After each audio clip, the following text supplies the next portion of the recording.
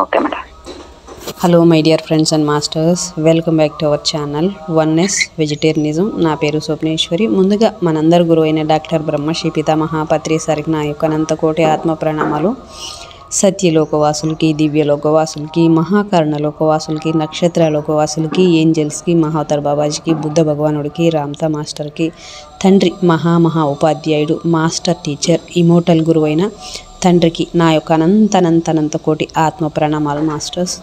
మరి ఈ వర్తమాన క్షణంలోన విశ్వ చైతన్యానికి, నా యొక్క స్వయానికి, సమస్త కాంతి స్వరూపులకి, కాంతి మాస్టర్స్ అందరికీ పేరు పేరున నా యొక్క ఆత్మ ప్రణామాలు, పాదాభివందనాలు.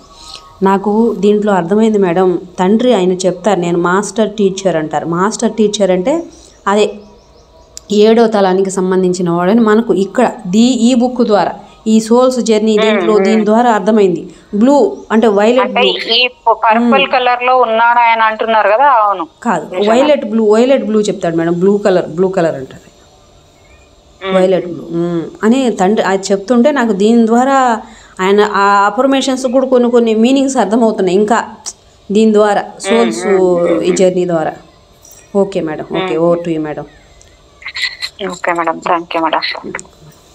ముందుగా మన బ్రహ్మర్షి పితామహ పత్రి సార్ గారికి మరియు స్వర్ణమాల పత్రి మేడం గారికి నా ఆత్మ ప్రణామాలు, కృతజ్ఞతలు, ధన్యవాదాలు తెలియజేసుకుంటూ విశ్వంలోని గురువులందరికీ కూడా ఆత్మ ప్రణామాలు మరియు వన్నెస్ వెజిటేరియనిజం టీవీ వ్యవస్థాపకురాలైన స్వప్నేశ్వర్ మేడం గారికి నా ఆత్మ ప్రణామాలు, కృతజ్ఞతలు, ధన్యవాదాలు తెలియజేసుకుంటూ నాకు జన్మనిచ్చిన తల్లిదండ్రులకు, నా కుటుంబ సభ్యులకు ఎంతగా సహకరిస్తున్న వారందరికీ కూడా ఆత్మ ప్రణామాలు, కృతజ్ఞతలు, ధన్యవాదాలు తెలియజేసుకుంటూ ప్రస్తుత వర్తమాన క్షణంలోని విశ్వానికి మరియు నా స్వయానికి కూడా కృతజ్ఞతలు తెలియజేసుకుంటూ ఆత్మల ప్రయాణం గురించి నేను చదువుతున్నానండి. Thank you. నాకు ఈ అవకాశం ఇచ్చిన మీ అందరికీ కూడా వింటున్నందుకు థ్యాంక్ యూ.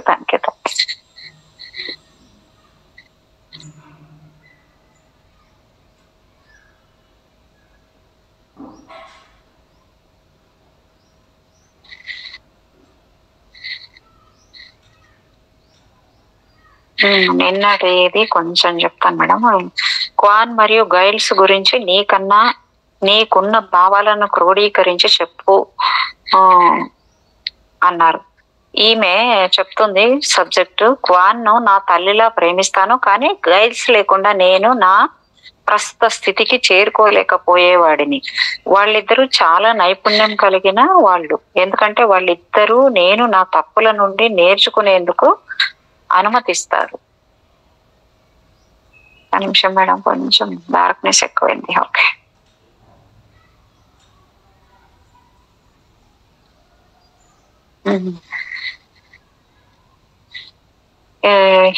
ఇక్కడ సూచన అని చెప్తున్నాడు ఆయన మళ్ళీ. ఈ ఇద్దరు గైడ్స్ పరస్పరం సహకరించుకుంటూ బోధించే ఒక టీమ్ లా పనిచేస్తారు. ఇద్దరు గైడ్స్ ఉండే ఎవరికైనా ఇదే సాధారణంగా ఈ విధంగానే ఉంటుంది. ఈ కేసు విషయంలో గైల్స్ సోక్రటీస్ పద్ధతి ద్వారా కర్మ సిద్ధాంతాలను బోధిస్తున్నాడు. ముఖ్యమైన విషయాల్లో నా స్నేహితునికి సమస్య పరిష్కారము ఎప్పుడూ అంత తేలిక కాదని ఖచ్చితంగా తెలియజేసేందుకు అతనికి ముందుగా ఎటువంటి జాగ్రత్తలు చెప్పడు. కానీ ఇంకొక వైపు క్వాన్ ఓదార్పునిస్తుంది, సున్నితంగా ప్రోత్సహిస్తుంది. నా స్నేహితుడు ఒక హిప్నాసిస్ సెషన్ కు వచ్చినప్పుడు గైల్స్ చురుకుగా ఉంటాడు, క్వాన్ మాత్రము వెనక గమనిస్తూ ఉంటుంది. అందరూ గైడ్స్ వలె గైల్స్ కూడా శ్రద్ధ తీసుకునేవాడే, కానీ తను శ్రద్ధ తీసుకున్న సంగతి మాత్రం ఎవరికీ తెలియనివ్వడు. పరిష్కారాలు అకస్మాత్తుగా వాటంతటవే బయటపడే వరకు కష్టాలు, సమస్యలు సాధ్యమైనంత వరకు నా స్నేహితుడు భరించగలిగేంత ఎక్కువ స్థాయి వరకు రానివ్వబడతాయి. నిజాయితీగా చెప్పాలంటే నాకు గైల్స్ తను అనుకున్న పనిని జరిగే వరకు వదలని ఒక క్రూరుడిలా అనిపిస్తాడు. నా స్నేహితుడు మాత్రము ఈ అభిప్రాయాన్ని కలిగి లేడు. అతడు తనకు కఠినమైన అవకాశాలను కల్పించిన తన ఈ సంక్లిష్టమైన గైడు పట్ల కృతజ్ఞత కలిగి ఉన్నాడు. ఒక సగటు గైడు ఎలా ఉంటాడు? నా అనుభవం ఆధారంగా ఏ ఇద్దరు గైడ్స్ కూడా ఒక్కలా ఉండరు. అంకిత భావంతో పనిచేసే ఈ ఉన్నత ఆత్మ రూపాలు నా పట్ల ఒక్కో సెషన్ లో ఒక్కో విధంగా ప్రవర్తిస్తారు. దీని వలన వారి ప్రవర్తన ఊగిసలాడుతూ ఉంటుంది అని నాకు అనిపిస్తుంది. కొందరి క్లయింట్ల విషయంలో ఒక్కోసారి ఒకే సెషన్ లో కూడా వారి ప్రవర్తనలో మార్పు కనిపించింది. వారు సహకరించవచ్చు లేదా పాడు చేయవచ్చు, సహనంతో ఉండవచ్చు లేదా ఏదే ఒప్పుకొనకపోవచ్చు, అందుబాటులో లేకపోవచ్చు లేదా అన్నింటినీ బహిర్గతపరచవచ్చు, లేకపోతే సబ్జెక్టుతో ఏం చేసినా అస్సలు పట్టించుకోకుండా ఉండిపోవచ్చు. మన గమ్యాన్ని చేరుకోవడంలో అత్యంత ప్రధానమైన పాత్ర పోషించే ఈ గైడ్స్ అంటే నాకు చాలా గౌరవం ఉంటుంది. కానీ వారు నా దర్యాప్తులో నన్ను బాగా విసిగిస్తారు అని కూడా చెప్పాలి. ఒక అనుసంధానకర్తగా నాతో వారి సంబంధం ఎలా ఉంటుందో చెప్పలేనందువల్ల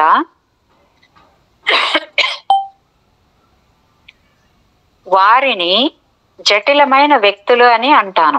ఈ శతాబ్దం మొదట్లో హిప్నాసిస్ ద్వారా మనుషులపై పనిచేసే మధ్యస్థులు హిప్నాసిస్ జరిగే ఆ గదిలోకి శరీరాన్ని వదిలేసిన ఒక రూపాన్ని ఒక కంట్రోల్ ఇలా పనిచేసేందుకు పిలిచేవారు.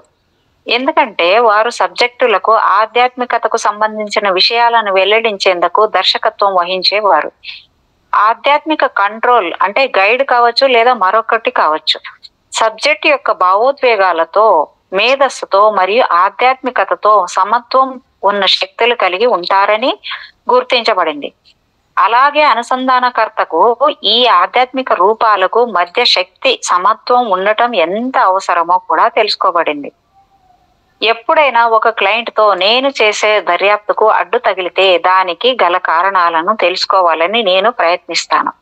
ఇలా సమాచారాన్ని తెలుసుకోనివ్వకుండా అడ్డు తగిలే గైడ్స్ తో నేను చిన్న సమాచారం కోసం కూడా పోరాడవలసి వస్తుంది. కొందరు మాత్రం సెషన్స్ లో నాకు చాలా స్వేచ్ఛనిస్తారు. వారి సంరక్షణలో ఉండే వ్యక్తుల సమస్యలను నేను ఎదుర్కొనే విధానానికి అడ్డు తగిలే హక్కు వారికి ఉంది అనే విషయాన్ని నేను ఎప్పుడూ మర్చిపోను. నిజానికి వారి సంరక్షణలో ఉండే వారితో కేవలం కొంతసేపు మాత్రమే నేను పనిచేస్తాను. నిష్కర్షగా చెప్పాలంటే సెషన్ మొదట కొంత సహాయపడి తర్వాత నా సబ్జెక్టు జ్ఞాపకాలను అడ్డుకునే గైడ్స్ తో పనిచేయడం కంటే వారితో ఏ సంబంధము లేకుండా ఉండేందుకే నేను ఇష్టపడతాను. గైడ్స్ సమాచారం అందకుండా అడ్డుకునేందుకు సెషన్ లో సబ్జెక్టుకు ప్రస్తుతం ఇస్తున్న మానసిక దిశానిర్దేశాన్ని ఆపడానికి అతీతంగా మరేదో కారణం ఉంది అని నేను నమ్ముతాను. ఆత్మల ప్రపంచం గురించిన తాజా సమాచారం కొరకు నేను ఎప్పుడూ వెతుకుతూ ఉంటాను. ఒక గైడు నా ఒకనొక సబ్జెక్టు గత జన్మల సమాచారాన్ని అందించేందుకు వారి జ్ఞాపకాలను ధారాళంగా అందుకొనివ్వచ్చు. కానీ అదే గైడు నేను ఆ సబ్జెక్టు వేరే గ్రహాలపై గడిపిన జీవితాలను గురించిన లేదా ఆత్మల ప్రపంచం యొక్క నిర్మాణం గురించిన లేదా ఏకంగా సృష్టిని గురించిన సమాచారాన్ని రాబట్టేందుకు ప్రయత్నించినప్పుడు అడ్డుకోవచ్చు. గైడ్స్ కు ఏది సరి అయినదో అని తోస్తే దానిని అనుమతిస్తారు అనే దానికి నిదర్శనంగా నేను చాలా మంది నా సబ్జెక్టుల నుండి ముక్కలు ముక్కలుగా మాత్రమే ఆధ్యాత్మిక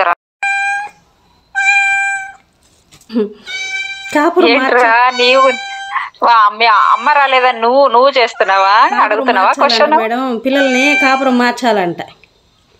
ఓహో, ఎత్తుకుంటుంది ప్లేస్. నేను ఎత్తుకు పెడితే అక్కడ వద్దంట మారుస్తాను అంటుంది. ఓకే, తనే మార్చుకుంటదంటనా? ఏమన్నా గూడు కట్టారా మేడం మరి? లేలే మేడం, ఒక మంచిగా మెత్తగా గుడ్డ ఒకటి వేసి బాగా గోతం పట్ట అంతా వేసి ఒక మూలలు పెట్టారు. కనపడ సీక్రెట్ గా ఉండాలి కదా మా ఫ్యామిలీ కుటుంబం అంటే. సీక్రెట్ గా పెట్టాను. ఆవిడ కూడా బోరు కొట్టిందంట. మేడం ఇక్కడ ఒక పారా చాలా ఇంపార్టెంట్ గా ఉంది చూడండి మేడం. మన టీచర్లు ఉన్నారా మేడం ఇక్కడ దగ్గరలో? ఇది ఒక మళ్ళీ ఇంకోసారి చదువుతున్నాను, వినండి మేడం కొంచెం. మన టీచర్లు మన పట్ల కలిగే చిరాకు మరి మనను వదిలించుకునేంత స్థాయికి ఎప్పుడూ ఉండదంట, అంటే ఈ ఆత్మలోకంలో. కానీ ఎవరైనా స్టూడెంట్లు వారి సమస్యకు గల పరిష్కారాన్ని తెలుసుకునేందుకు ప్రయత్నించకపోతే అటువంటి వారికి అందుబాటులో అంత ఎక్కువగా అంటే అంత ఎక్కువగా ఉండరంట వాళ్ళు. మన మన ప్రయత్నాన్ని మనము వాళ్ళ నుంచి ఏం అడుక్కోకుండా మనమే చేస్తున్నాం అనే దీంట్లో ఉన్నప్పుడు ప్రయత్నించకపోతే అటువంటి వారికి అందుబాటులో అంత ఎక్కువగా ఉండరంట ఆ గైడ్స్ కూడా. మనకు కూడా మనం ఇప్పుడు మన గైడ్ ఉన్నాడని మనము ఇప్పుడు ఏంజల్స్ ఉంటారు అంటే దానికి అర్థం ఏం లేదు మేడం, దానికి అర్థం ఏం లేదు.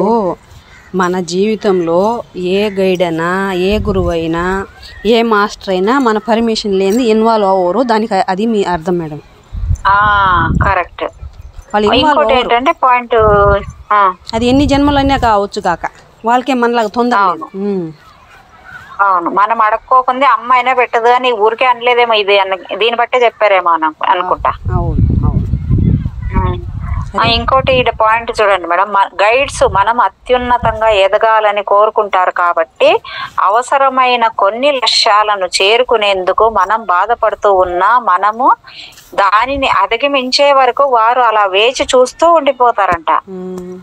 జీవితం అందించే అవకాశాలను పూర్తిగా అందిపుచ్చుకునేందుకు మనలో తగినంత పరివర్తన రానంత వరకు మన గైడ్స్ మనకు సహాయపడలేరు.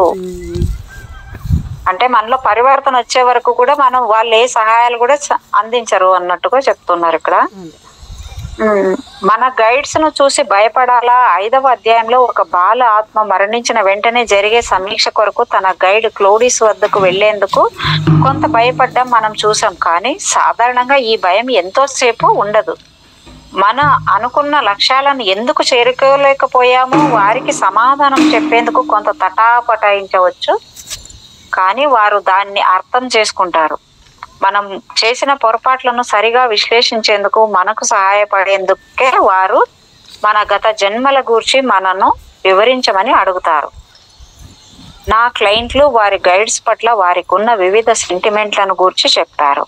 వాటిలో భయం ఎక్కడా కంటిన్యూ చేయండి మేడం, ఇంకొక బకెట్ ఉంది తోడుకొని వచ్చేస్తాను. Okay okay okay madam, okay. వాటితో భయం ఎక్కడా కనిపించలేదు. దానికి విరుద్ధంగా వారి గైడ్స్ జీవితాల్లోని కష్ట సమయాల్లో తమను ఎక్కడ వదిలేస్తారో అని ఎక్కువ భయపడతారు. మనకు మన గైడ్స్ కు మధ్య టీచరు స్టూడెంట్ మధ్య ఉండే అనుబంధం ఉంటుంది. ఒక జడ్జికి ముద్దాయికి మధ్య ఉండే సంబంధం కాదు. కుటుంబంలోని వ్యక్తులు ఎంత ప్రేమను పంచినప్పటికీ భౌతికంగా జన్మించినప్పుడు మనం ఒంటరితనాన్ని అనుభవిస్తాం. దానిని అధిగమించేందుకు ఆ క్షణాల్లో వారే మనకు సహాయపడతారు. ఈ కిక్కిరిసిపోయిన ప్రపంచంలో ఆత్మ అస్తిత్వపు ఉనికిని ధృవపరుస్తారు. మనుషులు వారు పిలిచిన ప్రతిసారి తమ గైడ్స్ వారి వద్దకు వస్తారో లేదో తెలుసుకోవాలని అనుకుంటారు. మన గైడ్స్ మన వద్దకు సహాయపడేందుకు వచ్చే తీరు ఎప్పుడు ఒకలా ఉండదు. వారి అవసరం మనకు ఎంత తీవ్రంగా ఉందో అనే దానిని వారు చాలా జాగ్రత్తగా విశ్లేషిస్తారు. తమ గైడ్స్ తో సంభాషించేందుకు హిప్నాసిస్ అన్నిటికంటే మంచి మార్గమా అని నన్ను అడుగుతుంటారు. ఎందుకంటే ఈ పద్ధతి ఆధ్యాత్మిక సమాచారాన్ని చాలా వివరంగా సేకరించేందుకు ఎంత శక్తివంతమైనదో, ఎంత ప్రభావవంతమైనదో నాకు తెలుసు. కాబట్టి సహజంగానే నేను హిప్నాసిస్ వైపు మొగ్గు చూపుతాను. కానీ ఒక సుశిక్షితుడైన హిప్నాటిస్టుతో రోజువారీగా అలా చేయడం కుదరదు. అందుకే దీనికంటే ధ్యానము, ప్రార్థన, చేతనావస్థ అభివృద్ధి చెంది ఆత్మలతో సంభాషించగల మాధ్యమాలతో అలా చేయడం కుదురుతుంది. వేరే వ్యక్తి ద్వారా హిప్నటైజ్ కావడం అంటే భయపడే వారికి తమ ఆధ్యాత్మిక జీవితాలలోనికి ఇతరులు జోక్యం చేసుకోవడం ఇష్టం లేని వారికి స్వీయ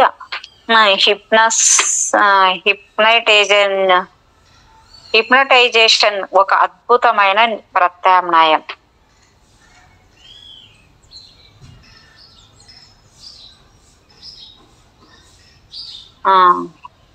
పద్ధతి ఏదైనా మన అందరికీ ఉన్నత చైతన్య స్థితి నుండి ఆలోచన తరంగాలను సుదూరంగా పంపగలం.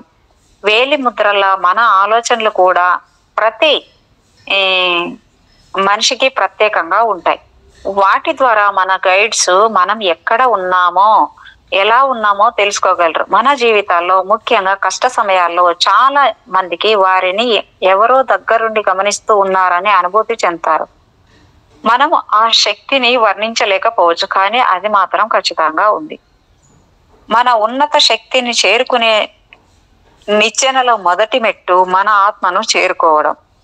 ఒక భగవత్ స్వరూపంతో మనం చేసే భావ ప్రసార మార్గాలన్నింటినీ మన గైడ్స్ ఈ మెట్టు నుండి పర్యవేక్షిస్తారు. నిచ్చెనలోని పై మెట్ల నుండి వారు వారి గైడ్స్ ను చేరుకోగలరు. ఈ నిచ్చెన మొత్తం దివ్యశక్తి ప్రసారానికి ఒక వైపులా పనిచేస్తుంది. ఈ నిచ్చెన అంతా ఒక్కటిగా పనిచేస్తుంది. ప్రతి మెట్టు ఇందులో ఒక భాగమే. తమ ప్రార్థనకు స్పందించి సహాయం అందించేందుకు వారి కొరకు పనిచేసే వారి సొంత ఉన్నత శక్తి స్వరూపం ఒకటి ఉంటుందనే విశ్వాసం కలిగి ఉండుట చాలా ముఖ్యం. అందువల్లనే మన ఆధ్యాత్మిక ప్రాపంచిక జీవితాల్లో గైడ్స్ అవసరం అత్యంత ప్రముఖమైనది. మనము ప్రశాంత స్థితిలో ఏకాగ్రత కలిగి ఉన్నప్పుడు మన అంతర్వాణి మనతో సంభాషిస్తుంది. ఒకవేళ మనం కావాలి దానిని వినాలని కోరుకున్నప్పుడు, అది వినిపించినప్పుడు ఒకవేళ మనం కావాలని దాన్ని వినాలని కోరుకున్నప్పటికీ అది వినిపించినప్పుడు దానిని నమ్మాలి. సైకాలజిస్టులు చేసిన సర్వేలో ప్రతి 10 మందిలో ఒకరు తమకు తరచుగా అవసరమైన అనుకూలమైన సందేశాలు పంపించే అంతర్వాణి వినిపిస్తుందని ఒప్పుకున్నారు. ఇది సాధారణంగా మానసికంగా ఆరోగ్యంతో ఉన్న వారికి కలిగే భ్రాంతి కాదు అని తెలుసుకోవడం చాలా మందికి ఊరటనిస్తుంది. అంతర్వాణి వినిపించినప్పుడు భయపడాల్సిన అవసరం లేదు. ఎందుకంటే అది నిజానికి మనతోనే ఉండే మన సలహాదారుడు మనతో మాట్లాడుతున్నాడు అని అర్థం చేసుకోవాలి. అంతర్వాణి ద్వారా మనం తరచుగా వినే స్వరాలు మన గైడ్స్వి అయి ఉంటాయి. వేర్వేరు ఆత్మల కోసం పనిచేసే గైడ్స్ మానసిక సందేశాలను వారికి పంపేందుకు కలిసి పనిచేస్తారు. మనం ఎదుర్కోలేని క్లిష్ట పరిస్థితుల్లో ఉన్నప్పుడు ఎవరో వ్యక్తులు మన వద్దకు సలహాదారుల రూపంలోనో, స్నేహితుల రూపంలోనో, మనకి అస్సలు పరిచయం లేని వ్యక్తుల రూపంలోనో సరైన సమయంలో వచ్చి సహాయపడుతుంటారు. మన దైనందిన జీవితాలలో మనకు లభించే అంతర్గత శక్తి మన గైడ్స్ రూపాలని నిజంగా చూసినప్పుడు కూడా కలగదు. మన అనుభూతుల ద్వారా, ఉద్వేగాల ద్వారా ఒంటరిగా లేమన్న నమ్మకం కలుగుతుంది. మౌనంగా ధ్యానము ద్వారా అంతర్వాణిని వినేందుకు ప్రయత్నించేవారు ఏదో ఒక అతీత శక్తి తమ కోసమే వ్యక్తిగతంగా సహాయాన్ని, ఓదార్పును అందిస్తుందనే అనుభూతి చెందుతాము అని చెప్పారు. దీనిని మీరు అంతర్గత దిశానిర్దేశనం అనో, ఉత్తేజం అనో, లేదా సహజ జ్ఞానం అనో అనవచ్చు. ఎందుకంటే మనకు సహాయం అందించేది మనకు మరియు మనకంటే ఉన్నత శక్తులకు సంబంధించిన వ్యవస్థలో ఒక భాగమే కాబట్టి. జీవితంలో కష్టాలు ఎదురైనప్పుడు వాటికి పరిష్కార మార్గం వెంటనే కావాలని మనం ఆర్థిస్తుంటాం. ట్రాన్స్లో ఉన్నప్పుడు నా క్లయింట్లు తమ గైడ్స్ వెంటనే అన్ని సమస్యలకు పరిష్కారం చూపించరు అని చెప్పారు. కానీ ఏ మార్గాన్ని అనుసరించాలో తెలియజేసేందుకు అద్భుతమైన కొన్ని సూచనలు మాత్రం ఇస్తారు. క్లయింట్కు హిప్నాసిస్ జరిగేప్పుడు అవరోధాలు రాకుండా ఉండేందుకు, నేను తగు జాగ్రత్త వహించేందుకు ఇది ఒక కారణం. ప్రతి వ్యక్తికి అంతర్దృష్టి వేగము ఒకేలా ఉండదు. కాబట్టి వారి వేగాన్ని అదుపులో ఉంచుట ద్వారా అది అత్యంత గొప్పగా బహిర్గతం అవుతుంది. తన విద్యార్థి సమస్యలని ఒకేసారి అన్నీ పరిష్కరించబడాలని ఏ టీచరు కోరుకోడు. దీని వలన హిప్నాసిస్ లో మనకు తెలిసిన అంశాలను వ్యక్తపరిచే సామర్థ్యం ఒక్కొక్కరిలో ఒక్కొక్క విధంగా ఉంటుంది. మీ ఉన్నత ఆధ్యాత్మిక శక్తి నుండి సహాయం కోరుకునేప్పుడు వెంటనే మార్పు రావాలని కోరుకోవడం మంచిది కాదు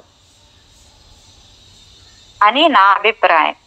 మనము జీవితంలో ఎంతవరకు విజయం సాధిస్తామనేది మన ప్రణాళికను బట్టి ముందుగానే ఊహించవచ్చు. కానీ కొన్ని నిర్దిష్ట లక్ష్యాలను చేరుకునేందుకు ఇతర మార్గాలను కూడా ఎన్నుకోవచ్చు. గైడ్ను సహాయం అడిగేటప్పుడు జీవితంలోని తర్వాత అంశాన్ని గురించి అడగడం మంచిదని నా సలహా. ఇలా అతడి అడిగిన తర్వాత ఊహించనివి జరిగినా వాటికి సిద్ధంగా ఉండాలి. పరిష్కారానికి గల వివిధ మార్గాలు ఉంటాయని అర్థం చేసుకొని వాటిని అందుకునేందుకు తగిన విశ్వాసం, వినయం కలిగి ఉండాలి. శారీరకంగా ఉన్నప్పుడు ఉద్వేగంతో మనం అనుభవించే దుఃఖాన్ని మరణించిన తర్వాత ఆత్మ రూపంలో అనుభూతి చెందాం. కానీ ముందుగానే మనం మనం తెలుసుకున్నట్లు ఆత్మలు ఎటువంటి భావాలు లేకుండా ఉంటాయని కాదు. జీవితాలలో మనం సరైన ఎంపిక చేసుకోక మనం బాధలను అనుభవిస్తున్నప్పుడు ఒక ఉన్నత స్థితి నుండి మనను గమనిస్తూ ఉండే శక్తులు కూడా బాధపడతాయి. వారి ఈ బాధను నేను ఆధ్యాత్మిక బాధ అని అంటాను. మనం విపరీతంగా బాధపడుతున్నప్పుడు మన సోల్మేట్స్ ఇతర సహచరులే కాదు, మన గైడ్స్ కూడా తప్పకుండా దిగులు పడతారు. ఒక జీవితానికి మరొక జీవితానికి మధ్య జరిగే సమీక్షలో ఆత్మల గ్రూపుల్లో గైడ్స్ బాధను వ్యక్తం చేయరు, కానీ మన పట్ల వారు చాలా బాధ్యతాయుతంగా ఉంటారు. 11వ అధ్యాయంలో లెవెల్ 5లో ఉన్న ఒక గైడ్ ఆలోచన విధానం ఎలా ఉంటుందో తెలుసుకుందాం. జీవించి ఉన్న లెవెల్ 6 గైడ్ గాని మాస్టర్ గైడ్ గాని ఒక సబ్జెక్ట్ గా నా వద్దకు ఎప్పుడూ రాలేదు. బాగా పురోగమించిన ఈ ఆత్మలు చాలా మంది ఒకేసారి ఈ భూమిపై ఉంటారని నేను అనుకోవట్లేదు. లెవెల్ 6లో ఉన్నవారు ఆత్మల ప్రపంచంలో ప్రణాళిక చేయడంలో మిగిలిన వారికి దిశానిర్దేశనం చేయుటలో పూర్తిగా మునిగిపోయి ఉండుట వలన వారికి భూమిపై జన్మించేందుకు తీరిక ఉండదు. లెవెల్ 5లో ఉన్నవారు చెప్పిన దాన్ని బట్టి లెవెల్ 6లో ఉన్న ఆత్మలకు భూమిపై నేర్చుకోవలసిన పాఠాలు ఏమీ లేవు అని తెలుస్తుంది. కానీ లెవెల్ 5లో ఉండి ఇంకా జన్మిస్తూ ఉన్న వారికి మాస్టర్ లెవెల్లో ఉన్నవారు చేస్తున్న రహస్య ఆధ్యాత్మిక కార్యకలాపాల గురించి పూర్తిగా తెలియదు అని నా అనుమానం. ఎప్పుడైనా బాగా పురోగమించిన ఆత్మతో సెషన్స్ కొనసాగిస్తున్నప్పుడు వారు లెవెల్ 6 కంటే ఇంకా చాలా ఉన్నత స్థాయిలో ఉండే ఆత్మల గురించి చెప్పారు. మాస్టర్ ఆత్మలు కూడా వచ్చి తాము చేసిన పనులను వీరికి నివేదించాలి. వీరి ఆత్మశక్తి అత్యంత ముదురు నేరేడు రంగుని ప్రసరిస్తూ ఉంటుంది. ఈ అత్యున్నత ఆత్మస్వరూపాలు బహుశా సృష్టికర్తకు దగ్గరవుతూ ఉంటారు అనుకుంటాను. వీరు అస్పష్టంగా కనిపించకుండా ఉండే వీరు అందుబాటులో ఉండరని నాకు చెప్పారు, కానీ వీరు ఆత్మల ప్రపంచంలో పూజనీయులు అని చెప్పారు. ఆధ్యాత్మిక గైడ్స్ ని భగవంతుని స్థితి కంటే తక్కువ స్థాయిలో ఉన్న వారిగా పరిగణించాలో లేక వారి పురోగతిని బట్టి తక్కువ స్థాయి దేవుళ్ళలా తలచాలో ఒక సాధారణ క్లయింట్ కు తెలియదు. ఆధ్యాత్మిక భావన ఏదైనా సరే మనకు ఊరట కలిగించేదిగా, మనసు ఉన్నతంగా మార్చేదిగా, ప్రతి ఒక్కరికి అర్థమైనదిగా ఉన్నంత వరకు ఏ నష్టము లేదు. నా క్లయింట్లలో కొంతమంది వారు గైడ్స్ ను దేవుళ్ళలా తలిచినప్పటికీ వారు దేవుళ్ళు కాదు. నా అభిప్రాయం ప్రకారము మన గైడ్స్ కూడా మనకంటే ఎక్కువ లేక తక్కువ దివ్యత్వాన్ని కలిగి ఉండరు. వారు మనలాంటి వారే, అందుకనే వారు వ్యక్తిగత రూపాలలో కనిపిస్తారు. నా కేసులలో దేనిలోనూ భగవంతుడు కనిపించలేదు. హిప్నాసిస్ లో ఉన్నవారు వారికి మొత్తం ఆత్మల ప్రపంచాన్ని నడిపించే ఒక సర్వోన్నత శక్తి ఉనికిని అనుభూతి చెందామని చెప్పారు. కానీ ఆ శక్తి వివరించేందుకు వారు భగవంతుడు అనే పదాన్ని ఉపయోగించేందుకు సుముఖంగా లేరు. బహుశా స్పినోజా అనే తత్వవేత్త తన ఈ మాటల్లో చాలా చక్కగా చెప్పాడు. పరమాత్మ భగవంతుడు కాదు, భగవత్ తత్వం. ప్రతి ఆత్మకు ఒక ఉన్నత ఆధ్యాత్మిక శక్తితో సంబంధం ఉంటుంది. ప్రతి ఆత్మ ఆ పరమాత్మ నుండి ఉద్భవించిన అంశ కాబట్టి అన్నింటిలో ఉన్న దివ్యత్వం ఒకటే. ఈ దివ్య జ్ఞానము పరిధి విశ్వమంతా విశాలం కాబట్టి మనం అందరము దైవాంశ సంభూతలమే. భగవంతుడు అని మనం పిలిచే ఆ పరమాత్మలో మన ఆత్మకు ఒక చిన్న భాగాన్ని ప్రతిబింబిస్తూ ఉన్నదైతే మన గైడ్స్ దానిని ప్రతిబింబించే అద్దం వంటి వారు. వారి ద్వారా మన సృష్టికర్తతో మనం అనుసంధానమై ఉన్నామని తెలుసుకోగలుగుతున్నాము. ప్రారంభ దశలో ఉన్న బాల ఆత్మ గురించి 9వ అధ్యాయం గురించి చెప్తున్నారు ఇక్కడ. బాల ఆత్మలు 2 రకాలు. ఆత్మల లోకానికి వెలుపల తక్కువ కాలం జీవించిన బాల ఆత్మలు ఒక రకానికి చెందినవైతే చాలా కాలం పాటు భూమి మీద పదే జన్మిస్తూ ఉన్నప్పటికీ ఇంకా పరిణితి సాధించనివి రెండవ రకానివి. నన్ను కలిసిన వారిలో లెవెల్ 1 మరియు లెవెల్ 2 రెండు రకాల వారు ఉన్నారు. ఈనాడు భూలోకంలో మానవ శరీరాలను ఆశ్రయించి జీవిస్తున్న ఆత్మలలో 3/4 ఇంకా అభివృద్ధిలో తొలి దశలోనే ఉన్నాయన్నది నా నమ్మకం.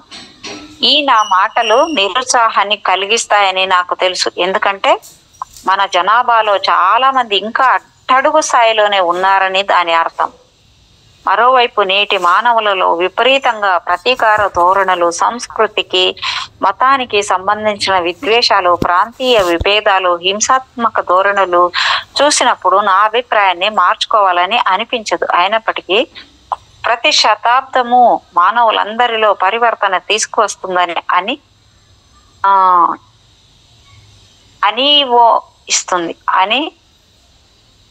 ఇస్తుందంట. అది ఏందో నాకు కొంచెం అర్థం కాలేదు. అనిపిస్తుంది. ఓకే. కొన్ని సంవత్సరాలుగా నా దగ్గరికి వస్తున్న క్లయింట్ల ఆత్మలు ఏ స్థాయిల్లో ఉన్నాయి అనే గణాంక వివరాలను జాగ్రత్తగా భద్రపరిచాను. నిస్సందేహంగా చాలా వరకు వీరు క్రింది స్థాయిలో ఉన్న ఆత్మలని తేలింది. ఎందుకంటే నేను ఈ సబ్జెక్టులను నా ఇష్టం వచ్చినట్లు ఎంచుకోలేదు. నా సబ్జెక్టులో ఎక్కువ మంది దిగువ స్థాయిలో ఉన్న ఆత్మలై ఉండవచ్చు. ఎందుకంటే వారికే నిజంగా జీవితంలో సహాయం అవసరమై నా దగ్గరికి వస్తూ ఉండవచ్చు.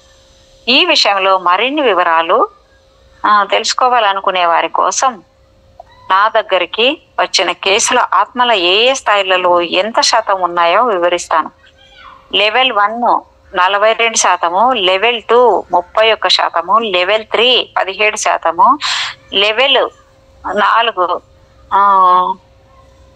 9%, లెవెల్ 5 1%. 5 బిలియన్ల ఆత్మల జనాభా గల ఈ ప్రపంచంలో నేను చెబుతున్న ఈ లెక్కలు నమ్మదగినవి కావు. ఎందుకంటే నేను అధ్యయనం జరిపిన అతి తక్కువ మందిని అత్యధిక ప్రపంచ జనాభాతో పోల్చి చూస్తే చాలా పేలవంగా ఉంటుంది. ఏది ఏమైనప్పటికీ ఈ భూమి మీద జీవిస్తున్న కోట్ల మందిలో లెవెల్ 5కు చెందిన వారు కేవలం కొన్ని లక్షల మంది మాత్రమే ఉన్నారు. పూర్తి పరిపక్వత సాధించిన ఆత్మలు భూమి మీద జన్మించడం మానుకుంటాయి అని నా సబ్జెక్టులు చెప్పారు. ఇక్కడ మనము ప్రధానంగా గుర్తించవలసిన విషయం ఏమిటంటే ఎక్కువ శాతం ఆత్మల అభివృద్ధి తొలి దశల్లో ఉన్న కారణంగా జనాభా ఎన్నో రెట్లు వేగంగా పెరిగిపోతుంది.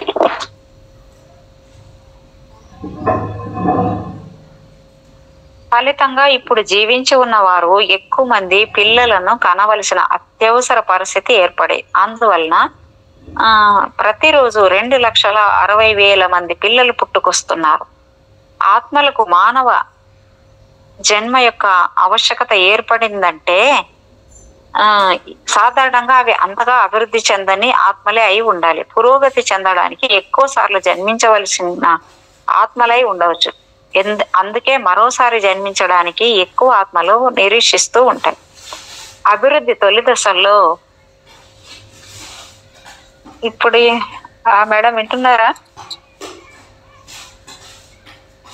అభివృద్ధి తొలి దశల్లో ఉన్నారని నాకు తెలిసిన నా క్లయింట్స్ మనోభావాల పట్ల నేను సున్నితంగా ఉంటాను.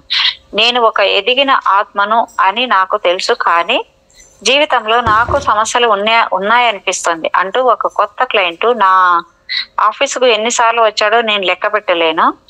మనమందరము పురోభివృద్ధి చెందిన ఆత్మలమై ఉండాలనుకుంటాము. ఎందుకంటే దేనిలోనైనా సరే ప్రారంభ దశలోనే ఉన్నారు అనిపించుకోవడం చాలా మందికి ఇష్టం ఉండదు.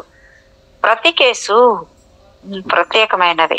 వ్యక్తిగత అభివృద్ధి వారి కేటాయించబడిన గైడ్స్ లక్షణాల వలన ఆత్మల స్వభావాలు వివిధ రకాలుగా ఉంటాయి. తమ ఆత్మల పురోగతిని గురించి సబ్జెక్టులు నాకు విషయాలను విడమర్చి చెప్పడమే నా పనిగా భావిస్తాను.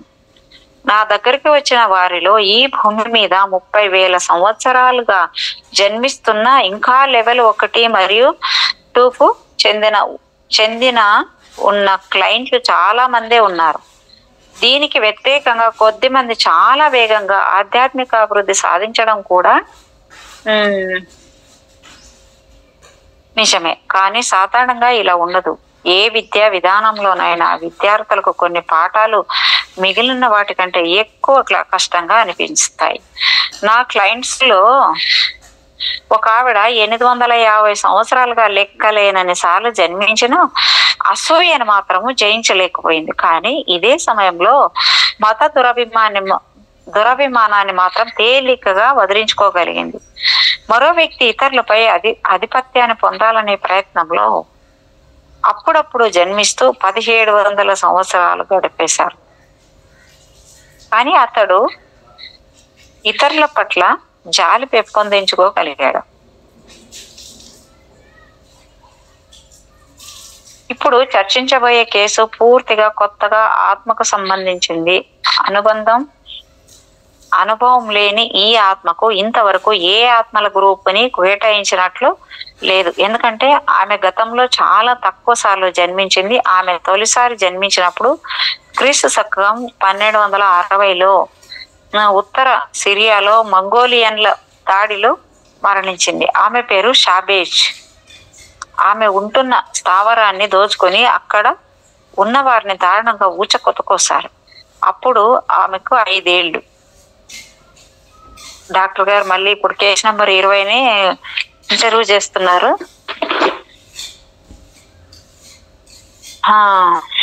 షాబేజ్, నువ్వు మరణించి ఆత్మల లోకానికి తిరిగి వచ్చావు కదా, ఇప్పుడు నీకేమనిపిస్తుందో చెప్పు. సబ్జెక్టు అరుస్తూ, మోసపోయాను, ఆ జీవితం ఎంతో క్రూరంగా ఉంది, దానిని పూర్తిగా జీవించలేకపోయాను, ఎవ్వరికి సహాయం చేయలేని చిన్న పిల్లను, ఎంత తప్పు జరిగింది. డాక్టర్ గారు, ఈ తప్పు ఎవరు చేశారు? సబ్జెక్టు రహస్యంగా, నా నాయకుడు. ఆయన తీర్పును నేను నమ్మాను, కానీ నా జీవితం ప్రారంభం కాకముందే చనిపోయే ఆ క్రూర జన్మలోనికి నన్ను పంపి తప్పు చేశాడు. చూడండి డాక్టర్ అంటే ఈమె అప్పుడు నిర్ణయించుకోండిదా, మళ్ళీ చెప్పండి, ఆ క్రూర జన్మలో నన్ను పంపి తప్పు చేశాడు అంటుంది మేడం ఆమె ఆ నాయకుడిని. డాక్టర్ గారు, కానీ షాబేజ్ శరీరంలోనికి ప్రవేశించేందుకు ఇష్టపడే నువ్వు జన్మించావు కదా. సబ్జెక్టు నిరాశగా, ఈ భూలోకం పూర్తిగా హింసతో నిండిన ఇంతటి భయానక ప్రదేశం అని నాకు చెప్పలేదు. ఈ మూర్ఖపు జన్మనెత్తడం ఒక పెద్ద తప్పు, దీనికి నా నాయకుడే బాధ్యుడు. డాక్టర్, ఈ జన్మలో నువ్వేమీ నేర్చుకోలేదా? కాసేపు ఆగి సబ్జెక్ట్ ఏమంటుందంటే, ప్రేమించడం నేర్చుకోగలిగాను. అద్భుతంగా ఉంది. అవును, అది అద్భుతంగా ఉంది. నా సోదరుడు తల్లిదండ్రులు, కానీ ఆ జీవిత కాలం చాలా తక్కువ. డాక్టర్ గారు మళ్ళీ అడుగుతున్నారు, ఈ జన్మ వల్ల నీకు మేలేమైనా జరిగిందా? సబ్జెక్టు, నా సోదరుడు అహ్మద్, నేను అతనితో ఉండడం. సబ్జెక్ట్ అంటే డాక్టర్ గారు, ఈ జన్మల వల్ల నీకేమైనా మేలు జరిగిందా అంటే, నా సోదరుడు అహ్మద్, నేను అతనితో ఉండడం, అదే మేలంట. డాక్టర్ గారు, అహ్మద్ ఇప్పుడు ఈ జన్మలో కూడా ఉన్నాడా? సబ్జెక్టు, హఠాత్తుగా నా సబ్జెక్టు ఉద్వేగంతో తన కుర్చీలో నుంచి పైకి లేచి, నేనిది నమ్మలేకపోతున్నాను, అహ్మదే నా భర్త బిల్లు, అతడే ఎలా? అయ్యప్ప. డాక్టర్ మళ్ళీ అడుగుతున్నారు, సబ్జెక్టును శాంతపరిచి, ఒక కొత్త దేహానికి ఆత్మ ఎలా బదిలీ అవుతుందో వివరించి ఆ తర్వాత నా ప్రశ్నను కొనసాగించాను. షాబేజ్లా మరణించి నువ్వు ఆత్మల లోకానికి తిరిగి వచ్చిన తర్వాత అహ్మద్ నీకు కనిపించాడా? సబ్జెక్టు, కనిపించాడు. మా నాయకుడు మా ఇద్దరిని కలిసి ఇక్కడికి మేము ఉండే చోటికి తీసుకువచ్చాడు. డాక్టర్ గారు, నీలాగే అహ్మద్ ఆత్మ కూడా అదే రంగు శక్తిని ప్రసరిస్తాడా, లేక తేడా ఏమైనా ఉందా? సబ్జెక్టు కాసేపు ఆగి, మేము అందరము తెలుపు రంగునే. డాక్టర్ గారు, అక్కడ నువ్వేం చేస్తున్నావో వివరించు. మా నాయకుడు అప్పుడప్పుడు వచ్చిపోతూ ఉంటాడు. అహ్మద్ నేను ఇద్దరం కలిసి పనిచేస్తూ ఉంటాం.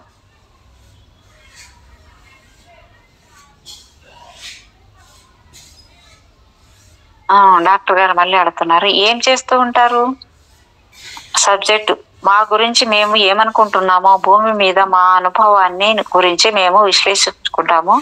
అంత త్వరగా చిన్నతనంలోనే చంపబడినందుకు నేను ఇంకా దుఃఖిస్తున్నాను. కానీ అప్పుడు ఆనందంగా ఉండేది. వెచ్చటి ఎండలో నడవడము, భూమి మీద గాలి పీల్చుకోవడము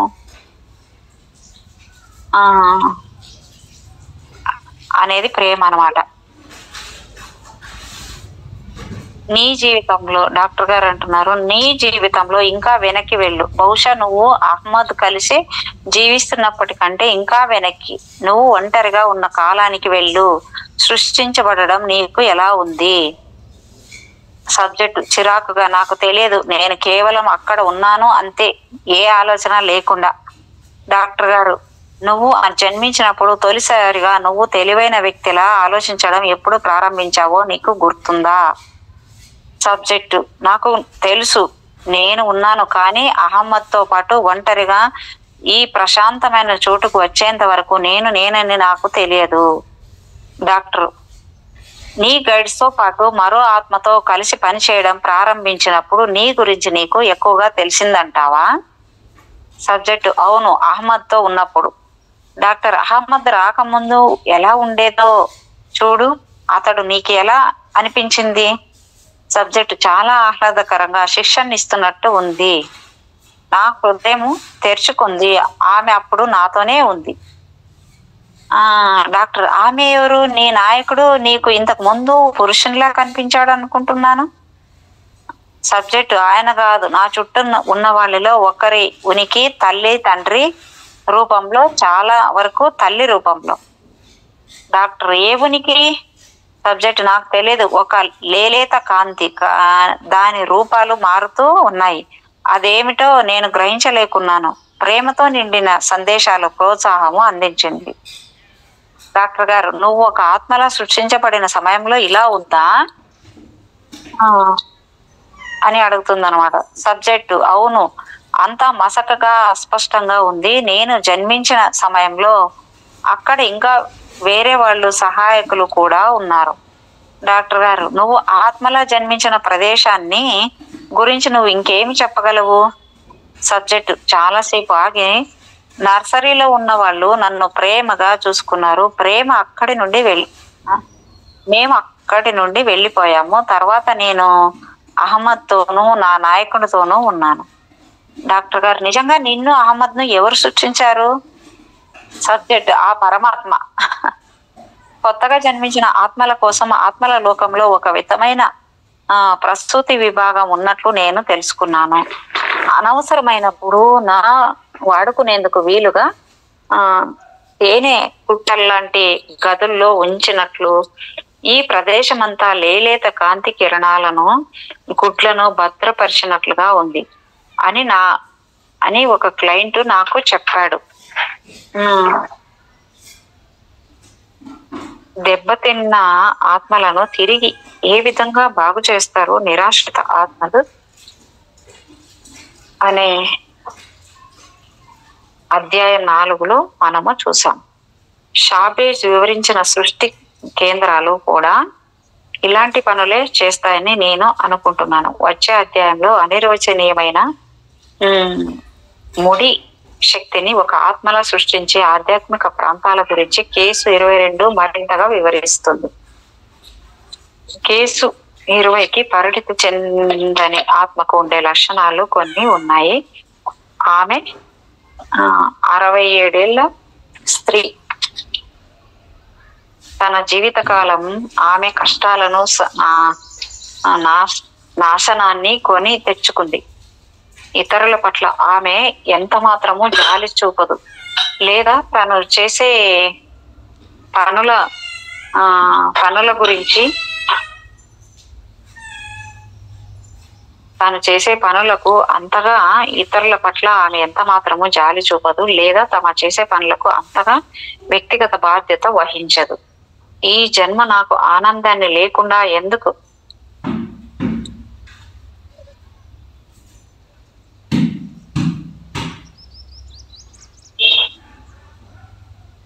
ఈ ఈ జన్మ నాకు ఆనందాన్ని లేకుండా ఎందుకు మోసగించింది అనే ప్రశ్నకు సమాధానాన్ని అన్వేషిస్తూ నా క్లయింట్ నా దగ్గరికి వచ్చింది. నేను ఆమెతో నిర్వహించిన సెషన్ లో అహ్మద్ ఆమె మొదటి భర్త బిల్ అని తెలిసింది. చాలా కాలం క్రిందటే ఆమె అతడిని వదిలి మరో వ్యక్తితో వెళ్ళిపోయింది. ఒక్క నిమిషం మేడం.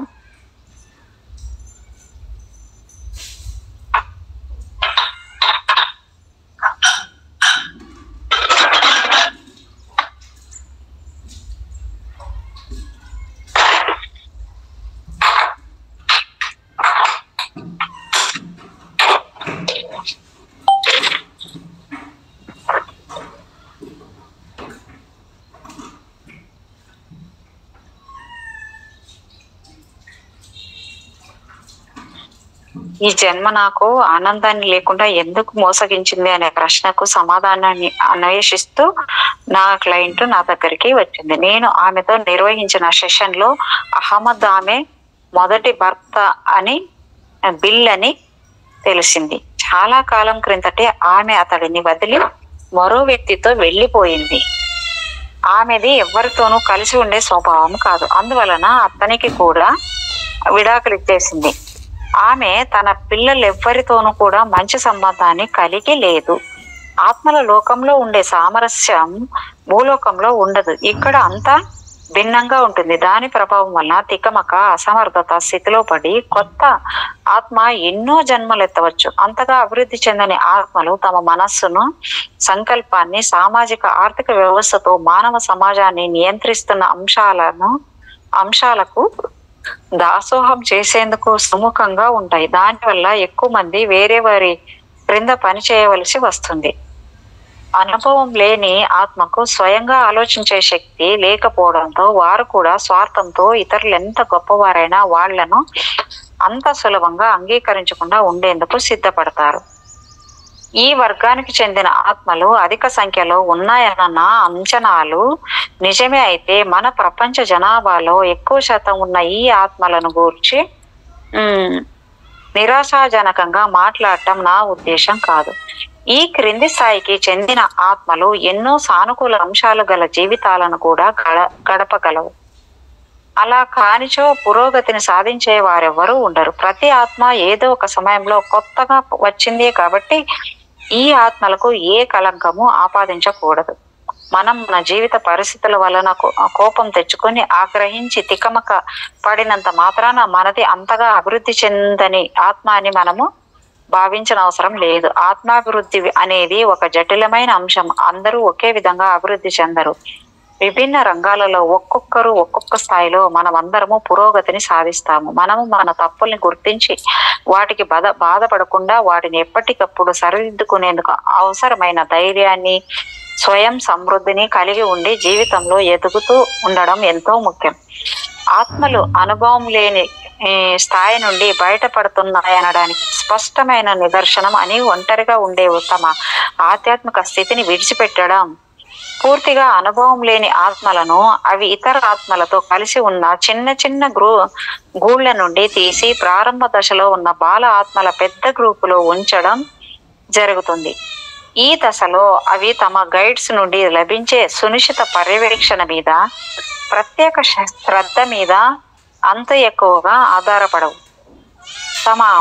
తమ వంటి ఆత్మల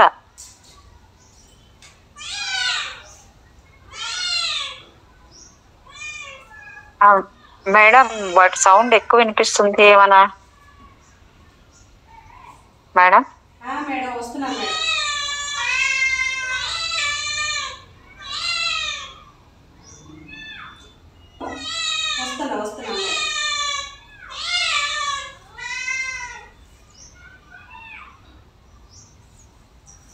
తమ వంటి ఆత్మల సముదాయంలో మేడం చెప్పండి మేడం.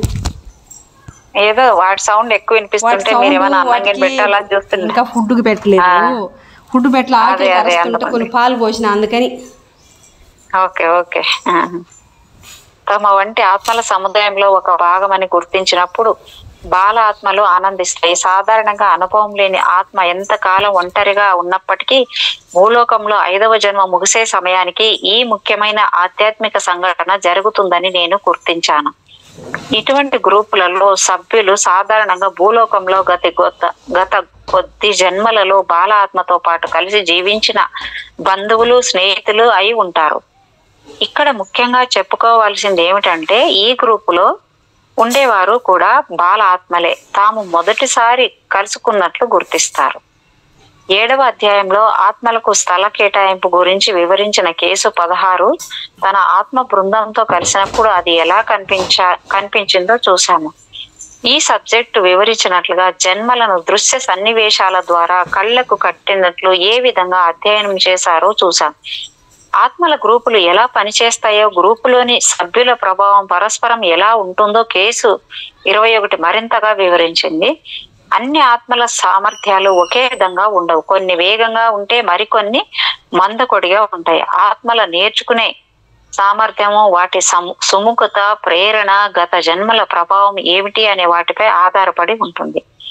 ఒకే లక్షణాలను కలిగి ఉండి ఒకరికొకరు సహాయపడేట్లుగా ఉండే ఆత్మలు జాగ్రత్తగా ఎంపిక చేయబడి ఒక గ్రూపుగా చేయబడతాయి. ఇక్కడ భూలోకంలో మనకు తెలిసిన దానికంటే అక్కడ ఆత్మల లోకంలో వాటి మధ్య ఉండే సామరస్యత చాలా ఎక్కువగా ఉంటుంది. చెప్పబోయే కేసు ఒక గ్రూపు సభ్యుని దృక్పథం నుండి వివరించినప్పటికీ గ్రూపుల్లో ఏం జరుగుతుందో ఆ విధానం యొక్క ముఖ్యోద్దేశాన్ని అతని అధిచేతన మనస్సు వివరిస్తుంది. వైభవోపేతమైన పురుషుల ఆత్మల గ్రూపును గురించిన సబ్జెక్టుకు వర్ణిస్తుంది. ఈ గ్రూపులోని మొరటి స్వరూపాలు అన్నీ ఒక్క దగ్గర ఉండేందుకు వాటి అహంకారపూరిత ప్రదర్శన తత్వం కారణమని చెప్పవచ్చు. వారు అందరూ తమ అవసరానికి అనువుగా తమ సొంత విలువలను, నియమాలను సృష్టించుకోవాలని వారంతా కలిసి పనిచేయడానికి కారణం ఇదే అని అర్థమవుతుంది. ఆత్మల విపరీత ధోరణులను అవి కలిగి ఉండే ఆధ్యాత్మిక దివ్య జ్ఞానం వలన కొంత మేరకు స్థిరపరచబడతాయి.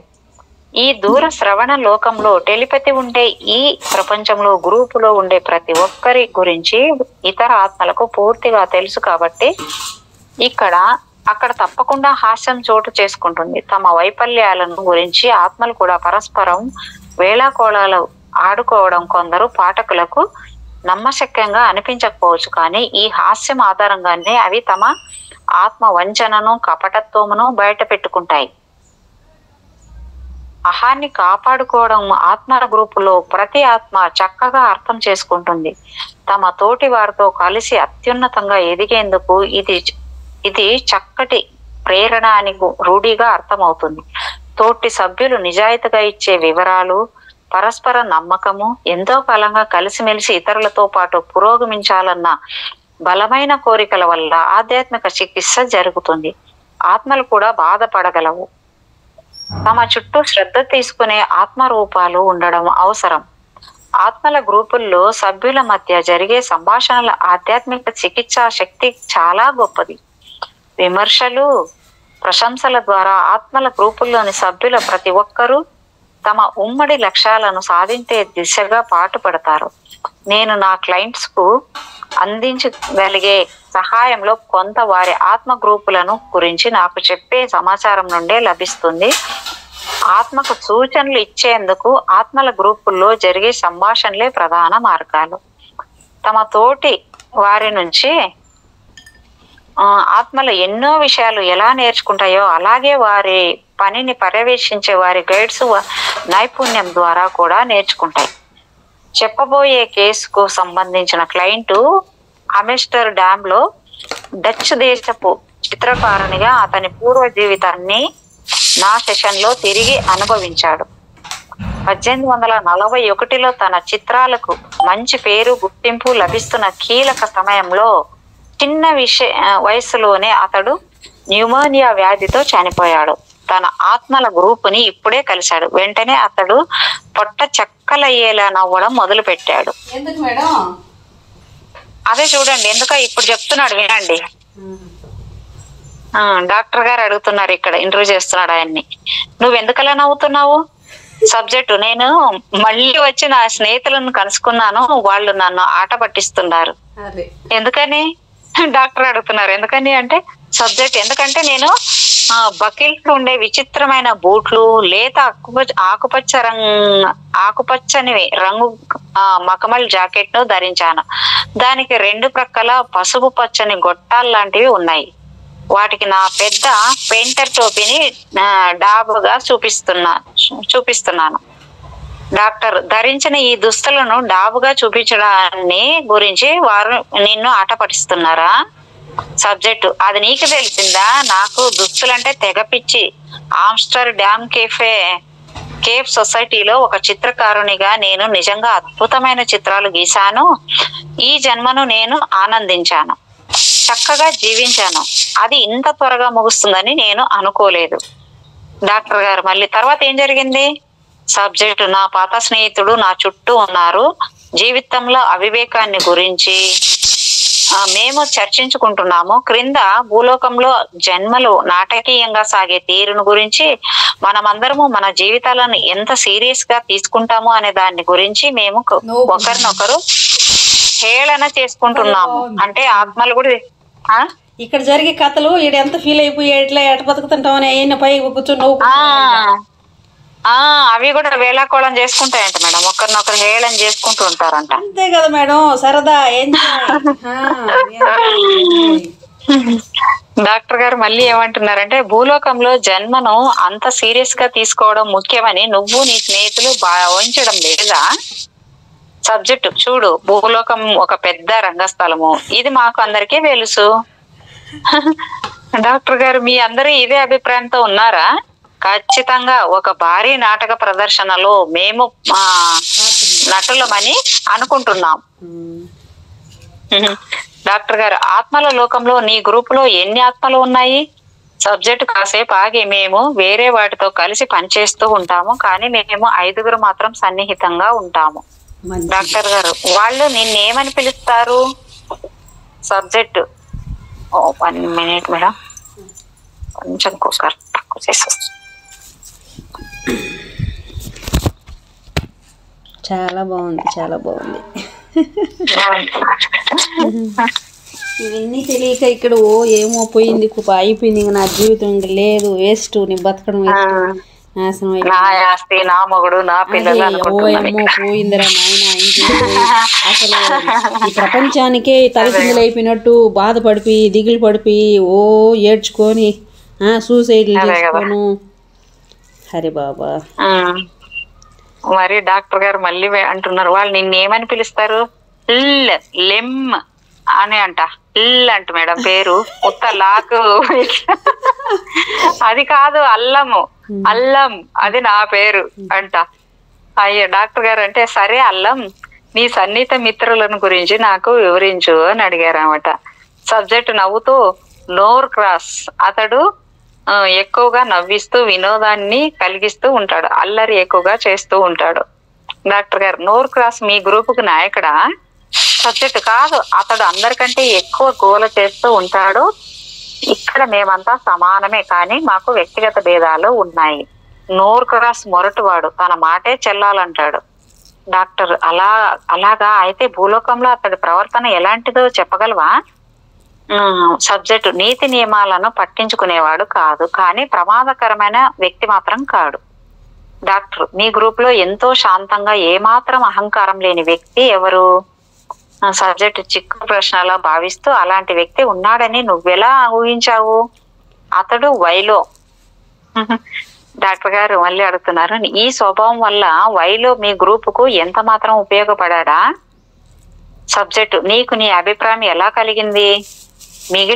మిగిలిన మా అందరి గురించి కొన్ని ఆసక్తికరమైన ఆలోచనలు ఆయన చెబుతూ ఉంటాడు. డాక్టర్ గారు, ఉదాహరణగా ఒకటి చెప్పు. సబ్జెక్ట్, హాలెండ్ లో నేను జన్మించినప్పుడు నా తల్లిదండ్రులు చనిపోయిన తర్వాత ముసలి డచ్ దేశ దంపతులు నన్ను దత్తత తీసుకున్నారు. వారికి ఓ అందమైన పూల తోట ఉంది. అది నాలోని చిత్రకళను పురికొల్పింది. జీవితాన్ని ఒక చిత్రకారుడిలా చూసేందుకు సహాయపడింది. వారి రుణాన్ని తీర్చుకోవాలని వైలో నాకు గుర్తు చేశాడు. అది నేను చెయ్యలేకపోయాను. డాక్టర్ గారు, దీనిని గురించి మరి ఇంకేమైనా వైలో నీకు చెప్పాడా? సబ్జెక్టు విచారంగా ఆడంబరమైన దుస్తులు ధరించి తాగి అటు ఇటు తిరగకుండా త్రాగుడు తగ్గించి ఎక్కువగా చిత్రాలు గీస్తే బాగుండేదని చెప్పాడు. నా చిత్రకళ చాలా మంది హృదయాలను హత్తుకునే స్థాయికి చేరుకోసాగింది. సబ్జెక్టు తన భుజాలను వెనక్కి విరుచుకుంటూ, కానీ నేను ఎల్లప్పుడూ చిత్రకళకి అంకితమై ఉండడం వీలవదు. డాక్టర్ గారు, వైలో అభిప్రాయం మీద నీకు గౌరవం ఉందా? సబ్జెక్ట్ బలంగా నిట్టూర్చి, ఉంది, ఆయనే మా మనస్సాక్షి అని మాకు తెలుసు. డాక్టర్ గారు, అయితే ఆయనతో నువ్వేమన్నావు? సబ్జెక్టు, సత్రం యజమాని, నీ పని నువ్వు చూసుకో, నువ్వు కూడా జీవితాన్ని సరదాగా గడిపేశావు అని తనతో అన్నాను. చూడండి, మనం మాట్లాడుకున్నట్లే మాట్లాడారు వాళ్ళు కూడా.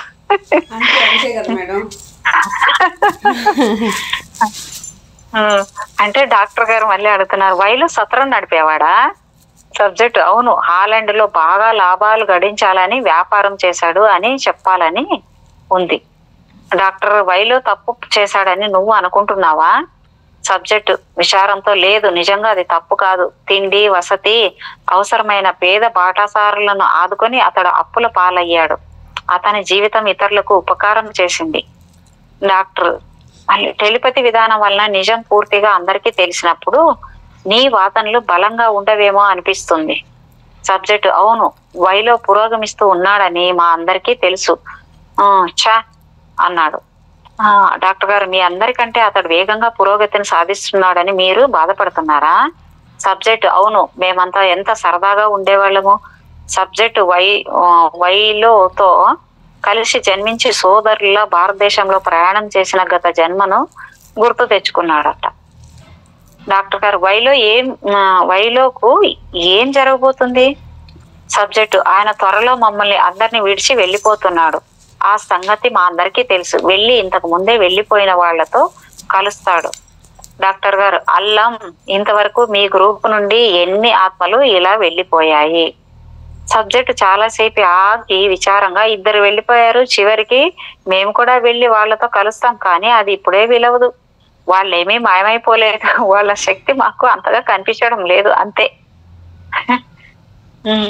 డాక్టర్ గారు మరి ఏమంటున్నారంటే, వైలో నోర్ క్రాస్ కాకుండా మీ గ్రూప్ లో వేరే వాళ్ళ పేర్లు నాకు చెప్పు. సబ్జెక్టు మరలా సంతోషంగా మారిపోతూ, దుబ్రి, ట్రిలియన్లు సరదాగా ఎలా గడపాలో వారిద్దరికి తెలుసు. డాక్టర్ గారు, మీ గ్రూపును ఎలా గుర్తించగలము? దానికి గల ప్రత్యేక లక్షణాలు ఏమిటి? సబ్జెక్టు సంబరపడుతూ తృప్తిగా, సాహసం, ఉత్తేజం. ఇక్కడ మా చుట్టూ కొందరు మొదటిసారి ఒక సరికొత్త తరహాలో పని చేయగల సామర్థ్యం ఉన్న వాళ్ళు కూడా ఉన్నారు.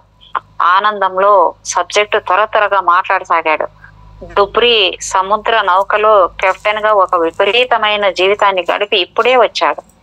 నోర్ క్రాస్ స్వేచ్ఛ వ్యాపారస్తుడుగా జీవించాడు. మేము జీవితాన్ని సంపూర్ణంగా ఆస్వాదిస్తాము, ఎందుకంటే జీవితం మాకు దేనినైతే అందిస్తుందో దానిని పొందడానికి తగిన ప్రతిభ మాకు ఉంది. డాక్టర్ మళ్ళీ అడుగుతున్నారు, అల్లం, ఇక్కడ నాకు ఎక్కువగా ఆత్మ సంతృప్తి కనిపిస్తోంది. సబ్జెక్ట్ సమర్థించుకుంటూ, దాంట్లో తప్పేముంది? నీకు తెలుసా, మా గ్రూప్ లో ముడుచుకుపోయే కలువలు లాంటి వారు లేరు తెలుసా అని చెప్పిందనమాట.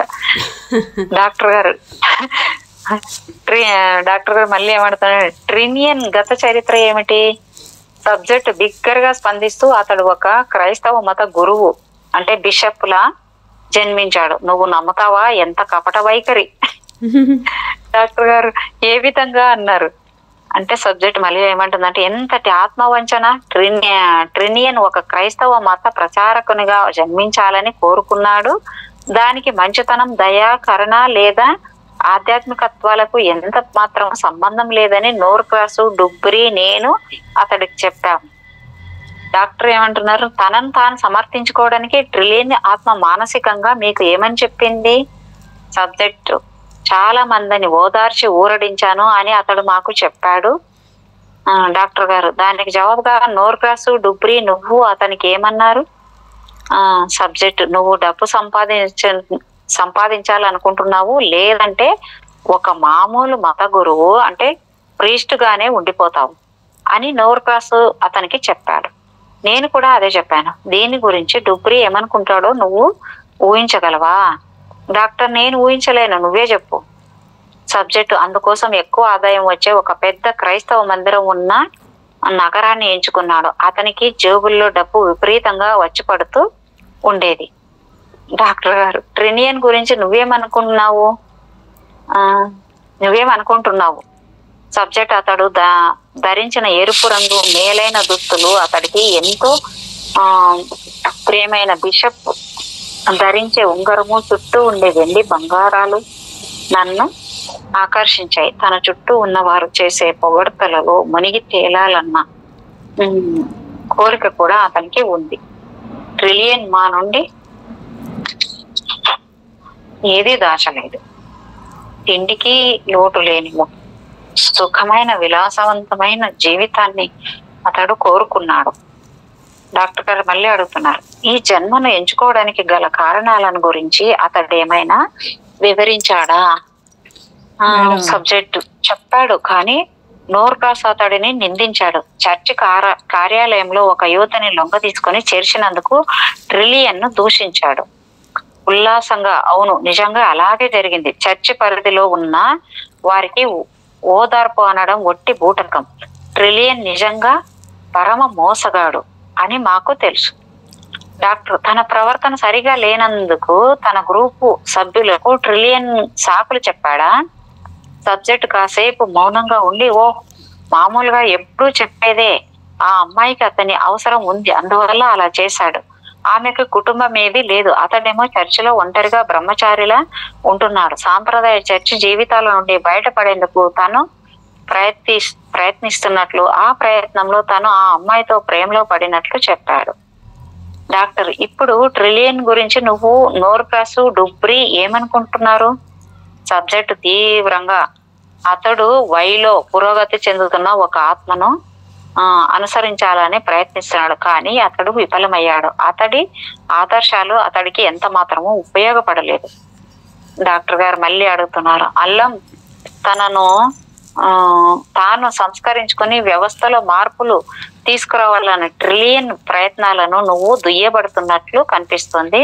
నిజాయితీగా చెప్పు, ట్రిలియన్ గురించి నువ్వేమనుకుంటున్నావు? సబ్జెక్టు, ఎంతైనా మేము అతడిని ఆట పట్టిస్తున్నాము, అంతేగా. డాక్టర్, ట్రిలియన్ ని ఎంతమంది అభిప్రాయాలు అయినప్పటికీ మీరు అతడిని ఆట పట్టించి వినోదిస్తూ వాటిని తిరస్కార భావంతో చూస్తున్నట్లు దీనిని బట్టి అనిపిస్తోంది.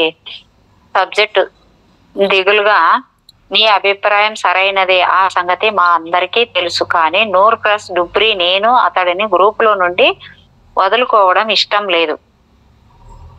డాక్టర్ గారు మళ్ళీ, ట్రిలియన్ గురించి వైలో ఏమంటాడు? సబ్జెక్టు, అతడు ట్రిలియన్ యొక్క ముఖ్యోద్దేశాలను సమర్థిస్తాడు. చర్చి జీవితం గడుపుతూ ఉన్న రోజుల్లో అతడు సుఖ సంతోషాల ఊబిలో పడిపోయాడని అంటాడు. అతడు విపరీతంగా పొగడ్తలను తన పట్ల అందరూ ప్రత్యేక శ్రద్ధ కలిగి ఉండాలని కోరుకున్నాడు. మేడం, డాక్టర్ గారు మేడం, టైం అయింది చూడండి మేడం, మీకు కూడా టైం. అవును మేడం, అవును మేడం. ఇప్పుడు సబ్జెక్ట్ 159కి వచ్చాం madam. Okay madam, thank you madam. Thank you so much madam. మీకు నా హృదయపూర్వకమైన కృతజ్ఞతలు. మరొక్కసారి సమస్త గురుమండలికి, సమస్త కాంతి స్వరూపులకి, పరమ గురుమండలికి అందరికీ నా యొక్క అనంత కోటి ఆత్మ ప్రణామాలు. Thank you so much. Thank you.